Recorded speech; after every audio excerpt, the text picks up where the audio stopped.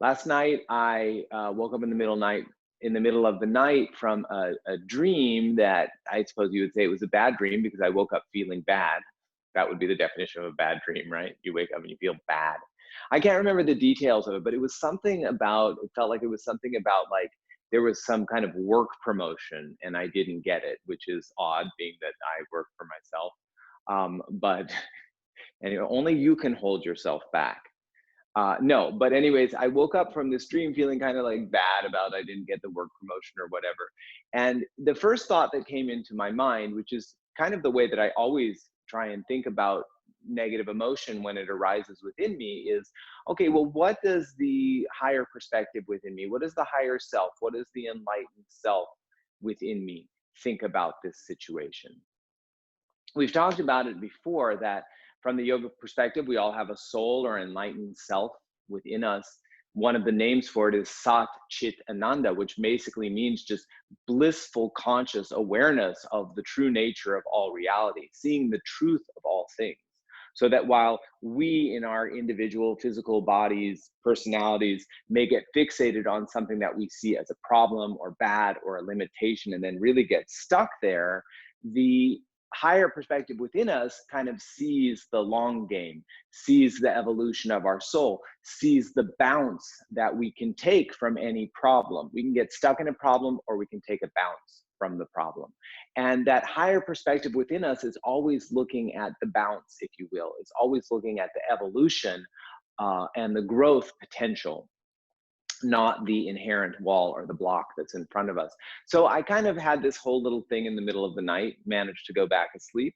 And when I woke up, I received this, I checked my email and there was this email here. I'm going to read this to you. So I study the teachings of Abraham Hicks. Some of you may be familiar with them or not, I don't know. But it's a wonderful teaching. But I'm going to read this to you because I thought it just kind of explained what I was thinking about really lovely. So we'll read this and then we'll start. It says, if you wait until your body is completely dehydrated before you drink something, or completely emaciated before you eat something, your body can get far out of balance. While it is possible to eventually bring your body back to a state of well-being, it's much easier to maintain a healthy physical balance than to recover it after losing it. I'm going to read that line again. It is much easier to maintain a healthy physical balance than to recover it after losing it. Most people never put themselves into the dramatic situation where they are without food or water to the point of doing damage to their physical bodies. However, it is not uncommon for people to deprive their bodies of something equally important: alignment with source energy. In the same way that it is a good idea to drink when you feel the indication of thirst, and therefore maintain your well-being long before dehydration is experienced, it is equally important to change the thought and release resistance at the first indication of negative emotion. For while it is certainly possible to withstand negative emotion for long periods of time, it is not the optimal experience for the cells of your physical body.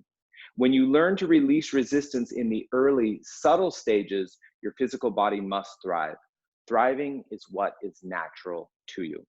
So again, becoming aware of the negative emotion as soon as it starts to rise, not letting it turn into a giant torrent, a giant tidal wave of negativity, just noticing it in the beginning subtle stages and realizing, I need a shift in my perspective. I need a shift in the way I'm approaching my life right now. And just even that awareness, I need a shift. I need to do yoga. I need to do some breathing.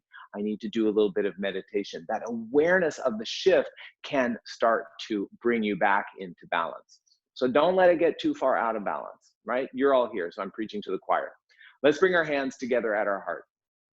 We are all here to find and maintain our wonderful inner balance and our connection to that energy stream. We talk about it all the time, the energy flow, the energy stream. Rub your hands together.